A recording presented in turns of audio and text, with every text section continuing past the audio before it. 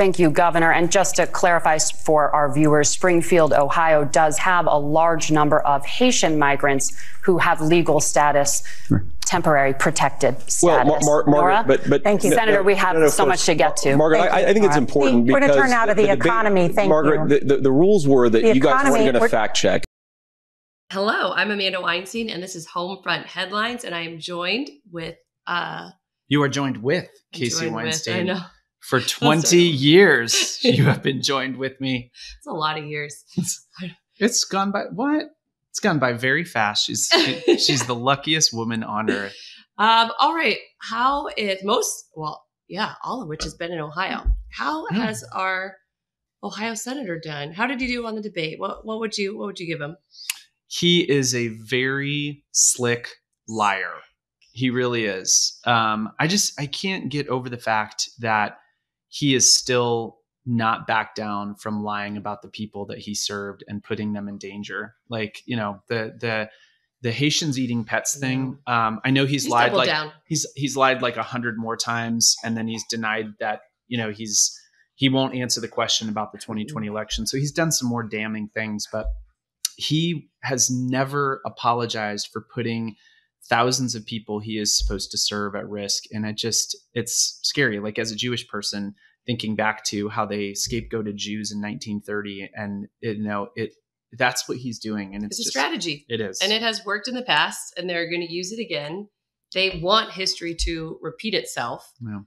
And I think it's interesting that he got so pissed that they dare fact check him. Like, how dare you ladies fact check me? Let me tell you what it means to be an illegal in this country.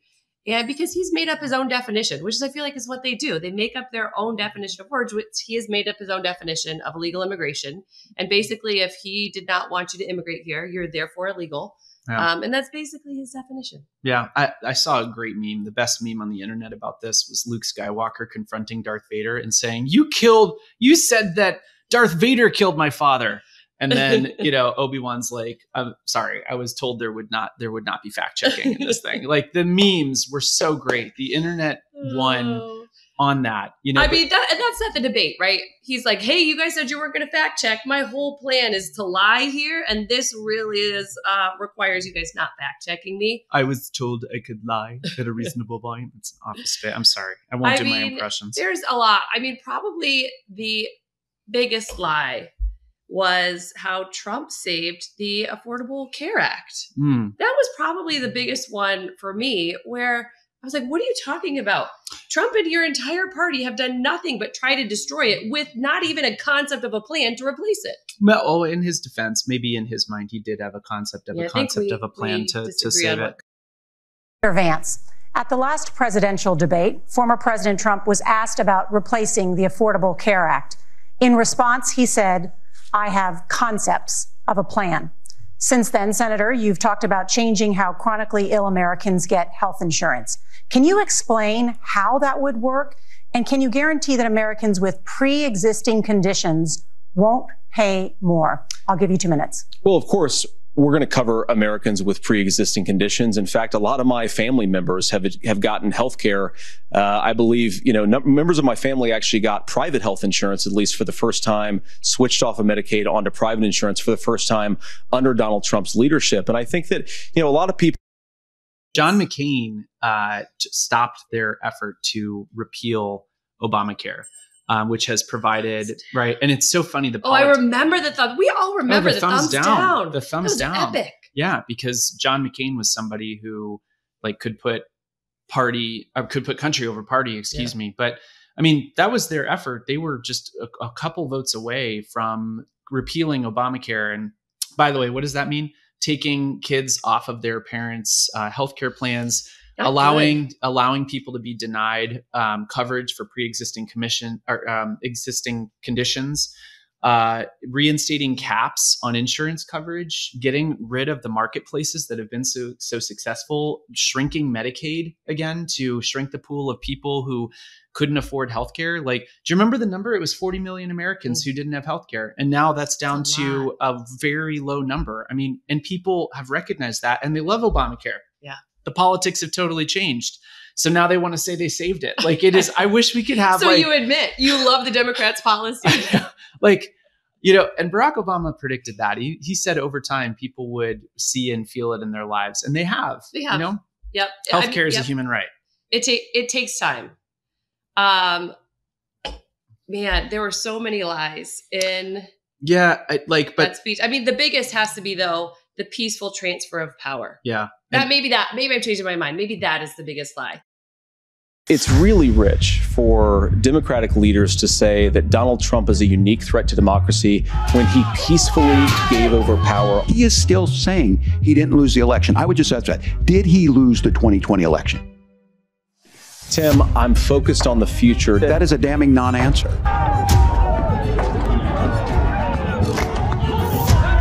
America, I think you've got a really clear choice of who's going to honor that democracy and who's going to honor Donald Trump. J.D. Vance tried to claim there was a peaceful transfer of power. Uh-huh. And again, I still have it seared in my brain watching January 6th unfold on the TV. I can't unsee that. That's more than a lie. Don't tell me that was peaceful. That is some hardcore gaslighting. Because it we all is. know what we saw on January 6th. And to claim that he didn't. Was it not? These are not the drones you're looking for. What is the line? No, was that good? That was. I know it's good. That was good, right? You're droids. Droids. Gosh. Yeah, but tried. She tried. It's not. Yeah, we got a little work to do. It's a little embarrassing. I'm proud of the effort. Thank you. She tries to do movie quotes every once in a while, and occasionally you pull it off. Occasionally, good Jurassic Park one every once in a while. Yeah.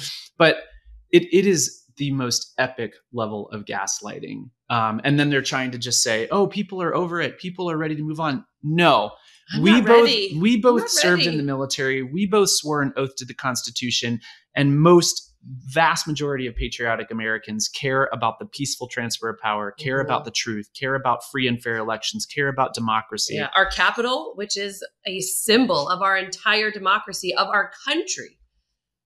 No, can't get over that. Sorry, that's seared in my brain. Oh, and we listened to Nancy Pelosi's book recently and her account of it. Oh. Highly recommend. I mean, what was interesting also about Nancy Pelosi's book is, I mean, we all remember, I hope we remember the chaos of Trump's presidency. Yeah. And like, we feel like how terrible a Trump presidency would be. But what Nancy Pelosi lays out in her book is it is not just Trump, right? There are steps the Republican Party has taken that led them to Trump's presidency. Yeah. It was just, I mean, getting us into basically lying to get us into endless wars. Yeah.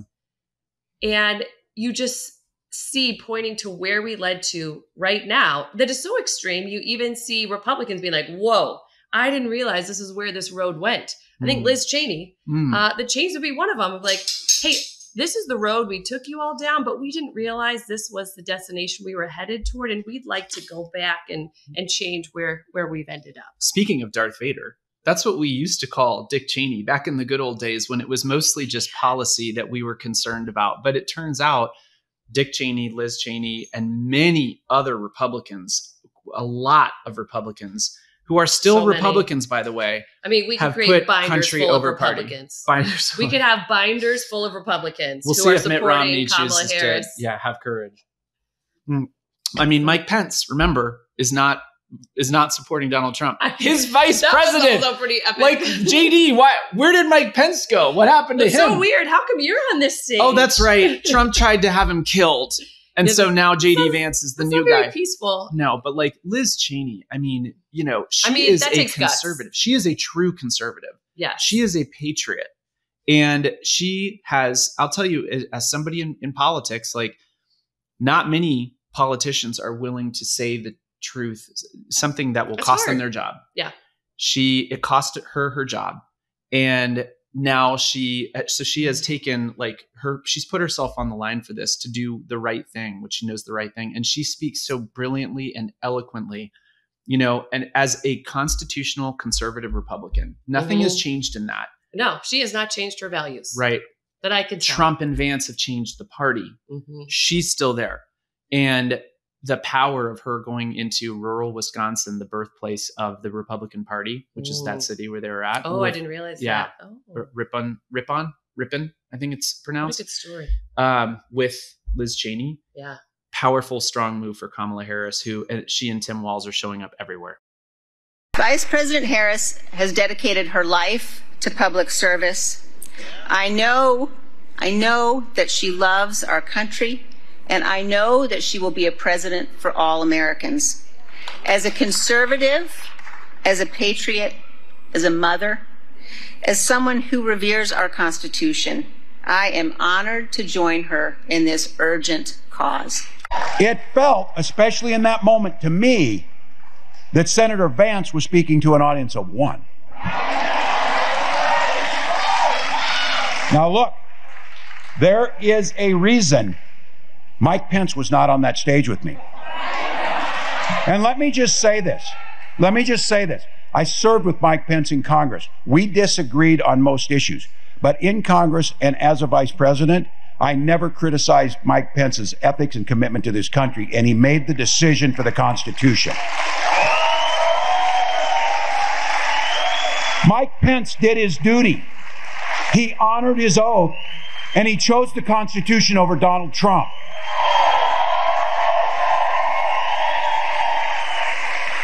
Understand, in that 88th minute last night, with that damning non-answer, Senator Vance made it clear he will always make a different choice than Mike Pence made. And as I said then, and I will say now, that should be absolutely disqualifying if you're asking to be the Vice President of the United States.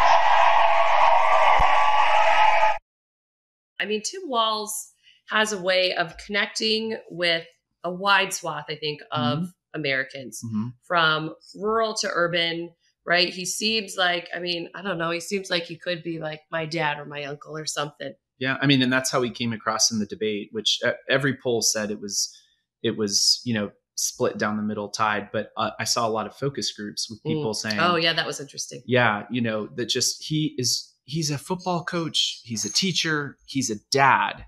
That's how he's defined, not as a politician. He's somebody who has lived lives that we can relate to. I mean, it's also interesting because J.D. Vance recently was also said, like, we don't want experts. We don't want the elite telling us. We don't want someone who knows what they're doing, giving us advice on what to do, right? We want common sense. But even with that, nowhere in anyone's mind does J.D. Vance come up as someone with a lot of common sense. Like, I'm sorry, like the eating pets thing and the obsession with like childless cat ladies. I'm sorry. Nowhere is that common sense in what most Americans are talking about. So I think it's funny that even in J.D. Vance, fine, let's use some common sense. You know who's got a lot of it? It seems like Tim Walz has got a lot of common sense experience we could use. I mean, just as I was saying that, like you were a teacher for many years. We're both veterans. Like he was a sports coach, a football coach. Like we go to football games. Like he has lived a life that we can truly relate to. He hasn't had to completely reinvent himself or lie his whole life like J.D. Vance has about where he's from and who he is. J.D. Vance is the Yale Ivy League guy. I think he's like the Peter Thiel puppet, right? So it's like the Peter Thiel and Tucker, like, I'm glad you bring that up because most Americans don't know this, but as Ohioans, we know it was a very crowded primary field, and Peter Thiel, this really weird, reclusive, bizarre, hyper-libertarian billionaire, super rich. Elon I'm sure Musk's he's very buddy. in touch with the everyday people. Yeah, I think he wants to like create his own country out in the ocean or something. I read that about him, which is fine. Go do it. Elon Musk can go to Mars and he can go out into the ocean, I guess. But he dropped like $20 million, $10 million behind Vance, and just propped him up Vance and got was him his through. golden boy. Yeah. And that is how we got. So talk about the America. elites. The elites. He's like, it's so hard to attack Tim Walz because he's so normal and relatable. I know. Right. But it's also hard. Like his experience actually does give him everyday expertise in teaching, for example. Yeah. If we want to talk about our schools, I'm sorry, we need a teacher. We need to be talking to our educators if we want to talk about schools because they have the experience and the expertise and the training to know what they're talking about. And I think most Americans probably have an expertise in something. And we should use that combined expertise that all of us have in the various different subjects to make our country better. What a concept.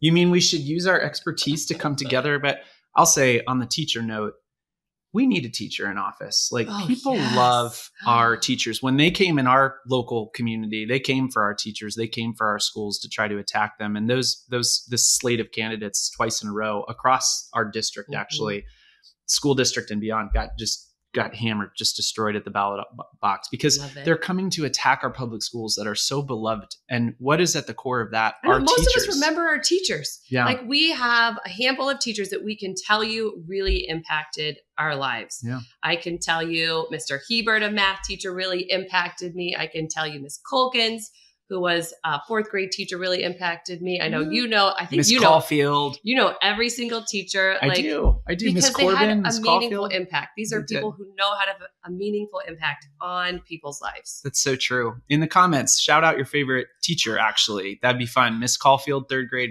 Miss Young in second grade, Miss Corbin in first grade. Yeah. I mean, they are also what gave me the confidence in math. I know not everyone loves the math, but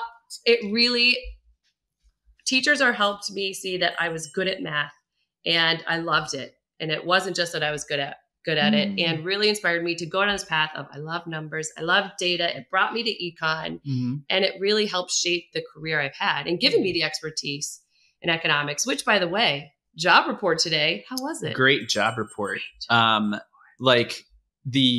You get a job and you get a job. We are back with a Fox News alert. The September jobs report was just released, and it shows the U.S. added 254,000 jobs last month. That's significantly higher than economists expected. And the unemployment rate fell slightly, now at 4.1%. And this comes with the election 32 days away, and the economy remains the top issue. Wow, it's pretty amazing. So it's a really good numbers, very good numbers. So, they'll be talking about that better in the than stump expected. Today.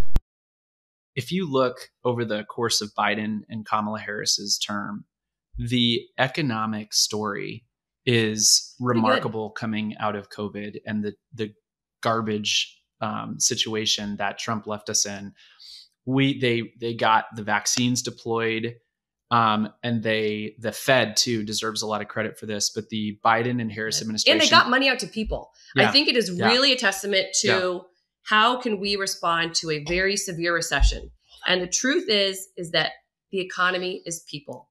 And if people are struggling, the economy is struggling. So how do we fix the economy? Help people. Get money in the hands of everyday people so that they continue to support their families, which ultimately supports the business. It's more like a trickle up type of deal that tends to work. Yeah, actually, from everything I've ever read, 70% of our something like $25 trillion economy in America is consumer spending. That's us, baby. You're welcome. So Amanda that's and I, all of us spending our money. While MAGAs are trying to tell us that everything is going to hell and our country sucks, nothing could be further from the truth. We are the greatest economy in the world by far, and it's not close. And we are I got a thumbs up thing there. And we are the greatest country in the world. And, I'm proud to say that. And we've had the best response among OECD countries in dealing in how we have come out of the pandemic and this global recession. And it's not close. Oh, no. And we're leading the world in AI, and our grid is getting greener. There's a lot of really great, and the MAGAs are constantly trying to tear us apart and tear us down. Yeah. And we are trying to uplift and say, hey, when did it become unpopular to say to MAGAs to say our country's great? And it really it is. And so that has been a remarkable story. That inflation was a global phenomenon. Yes, we had inflation, and it's important to say. That's hard for families who are trying to afford groceries. Right. And there are a lot of issues. Housing policy, won't get into it, but I love the housing policy. Oh, groceries, when those prices go up, it sucks when you have such a small portion of your budget left over for groceries, when housing is so expensive, right? You have these big things like you said housing we weren't supply. Going to get into housing. I know we should not. I can't let her get into housing. We'll do that for a future episode. I love housing. We did have a long conversation. This is actually pretty similar to the conversations we have throughout the day. We did discuss housing. We have already discussed housing over our coffee after we got the kids. Brady forgot to do his homework, so we got his homework done. Yeah. I was supposed to do it with him last night, but I didn't. So Brady and I both got in a little trouble for that, but we got it done. But I just want to say, we have to acknowledge, there are people struggling, but wages are up, jobs are up, the stock market is up, 401ks are up, you know, job creation and the wages that people are making are up. There are jobs available, and it is a good story, and we are moving in the right direction, and more and more. So let's Americans keep moving in that direction. Let's keep moving in that direction. Yes. What should we do? We should vote for Kamala Harris and Tim Walz. We should vote for Sherrod Brown, who is like the guy for workers, the guy. And they don't doubt that at all. Like they know what he's about. So we got all kinds of great candidates on the ballot for that. How'd we do? We did. Good. We did. Okay. All right. Thanks for joining us on Homefront Headlines. Have a wonderful weekend. Take care. Love this video? Make sure you stay up to date on the latest breaking news and all things Meidas by signing up to the MeidasTouch newsletter at MeidasTouch.com/newsletter.